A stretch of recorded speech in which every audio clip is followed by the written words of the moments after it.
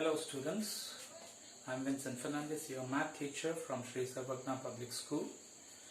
Today, after learning about rational numbers and their properties, that is closure property, commutative property, associative property, and inverse and identity properties, we are here to learn about how to represent numbers on a number line.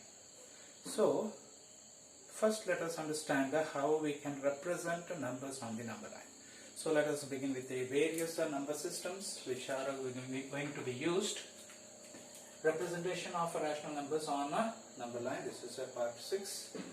So the first let us understand about how to represent numbers which are natural numbers on the number line. So on a number line, mark the points from left towards the right and start with number 1, followed by number 2, 3, 4, 5, 6 and so on. So these are the numbers which are going to represent at each centimeter or each millimeter as the scale may be, which you are going to use. You are going to measure these numbers as representing the numbers on the number line. So it begins from 1 and moves towards infinity. So in the second case, that is in the whole numbers, it begins with a 0 and moves on towards infinity. So one additional feature here is 1 extra centimeter, where from 0 to 1. Whereas in integers, we will see that there are natural numbers, there are whole numbers, as well as there are negative numbers. So here the representation in the center is a 0. On the right side it is a positive numbers, 1, 2, 3, 4, 5, 6 and so on. And on the left side there are negative numbers, minus 1, minus 2, minus 3, minus 4 and so on. So here minus 1 is less than 0. So it is also less than plus 1. Similarly, minus 2 is less than minus 1.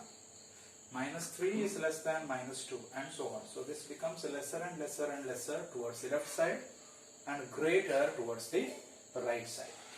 So wherein rational numbers are considered, look at this diagram in which rational numbers are numbers which are of the form of p divided by q, where p and q are integers and the q is not equal to 0, isn't it?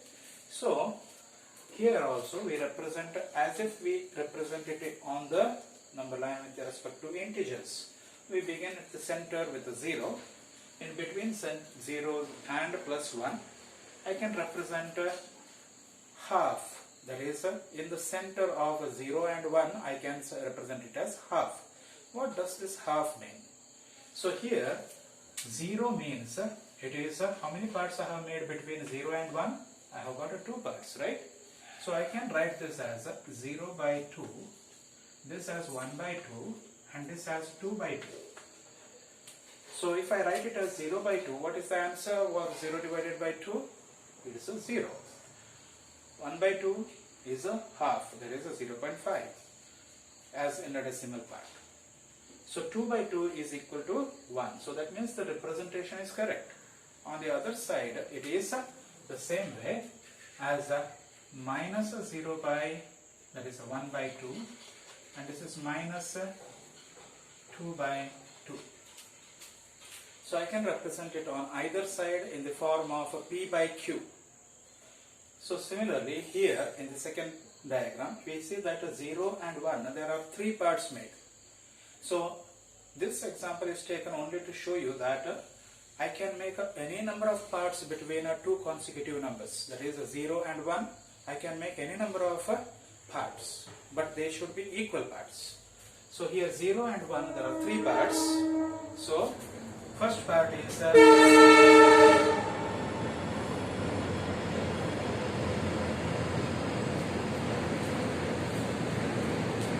will be 3 by. So as you can see, the 3 parts can be 0 by 3, which is 0, 1 by 3, the first part, second part and the third part. 1 part out of 3 parts, 1 by 3. 2 parts out of 3 parts, 2 by 3, and the last one is 3 divided by 3. 3 parts out of 3 is equal to 1. Similarly, I can make it as a 5 different parts. So this will be 1 by 5, 2 by 5, 3 by 5, 4 by 5, and this is a 5 by 5. Here this will be 0 by 5. So this way I can represent it into 5 parts. Now look at the other line, in which there are 3 parts made out of every part. So this will become 1 by 3, 2 by 3, this is 3 by 3, this is 4 by 3, this is a 5 by 3, this is a 6 by 3, whereas this is 0 by 3, this is 7 by 3, this is 8 by 3, and this is a 9 by 3. So this way I can separate them into many parts. So in a number line we can represent rational numbers in this fashion. Thank you students. Bye.